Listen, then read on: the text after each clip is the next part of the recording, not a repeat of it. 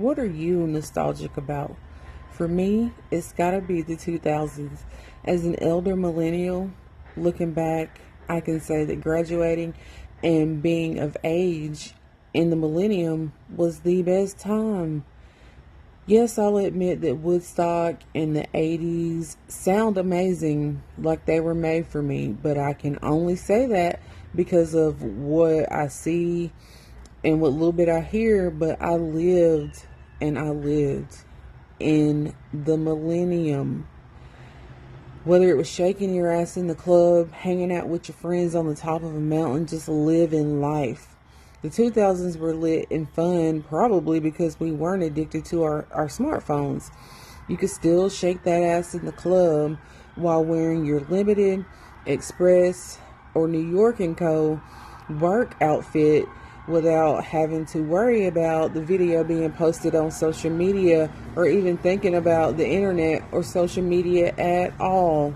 It was the best. We were too busy actually living our lives instead of looking at other people's lives on social media. The damn music.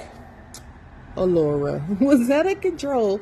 As a proud rapper of the A and the South, Outkast, Lil Jon, Usher, the Yin Yang Twins, 8 Ball, MJG, Hot Boys, Phil Mob, Paul Wall, all had us crunk and happy, just happy as you can damn be.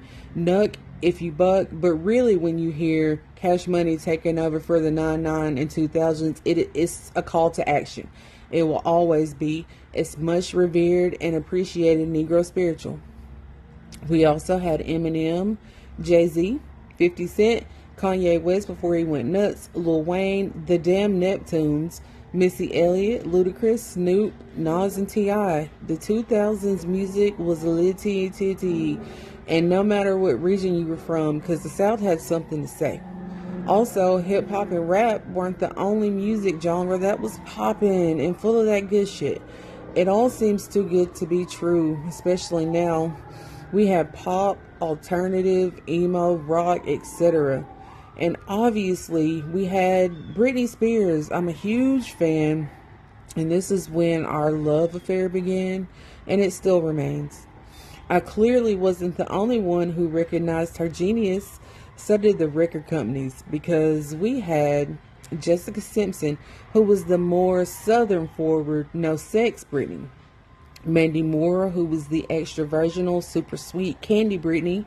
Willa Ford, who was the extra sex, slut-esque Britney. And Avril Lavigne, the anti-Britney.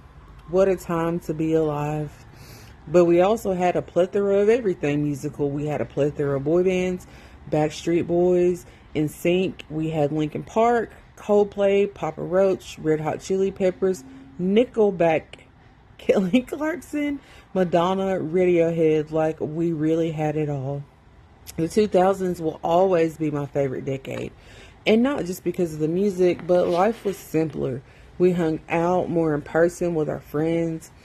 Experiences seemed to matter more and were just more important. We were able to live in the moment. And the economy was also lit as fuck. Affordability was actually affordable.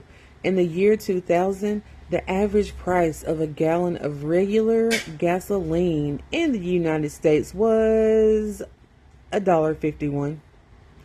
Obviously, prices fluctuated throughout the year with a national average of $1.29. And it went up to $1.53 also that year, but it ain't touching whatever the hell this shit we're dealing with now due to inflation. So I looked up the average retail prices for like common household items, how much they cost in the year 2000. So milk was $2.78 per gallon. Eggs were 91 cents per gallon, per dozen, sorry. Bread was 93 cents per loaf. Ground beef was $2.01 per pound. It's wild to believe that this was all true. I'm going to do like a then and now. So eggs in 2000 were around 90 cents a dozen. Now they're $4.93. Coffee was $3.63 and now it's over $7. Bacon was $3 and now it's like $7. So the US dollar in 2000 and today shows the impact of inflation. Between 2000 and 2025, the US dollar experienced a cumulative price increase of 88.14%, meaning that today's prices are a dollar or 1.88 times more than they were in 2000. So that means that a dollar then has the same purchasing power that approximately $1.88 does in 2025. But because I'm deservedly ranting and raving about the 2000s, I do have to mention technology. Again, as an elder millennial, I grew up seeing my first computer at school. It was huge and it had a black background screen with like a neon greenish letters and shit. And I really only remember playing Oregon Trail on it, and I remember being super, super happy about that.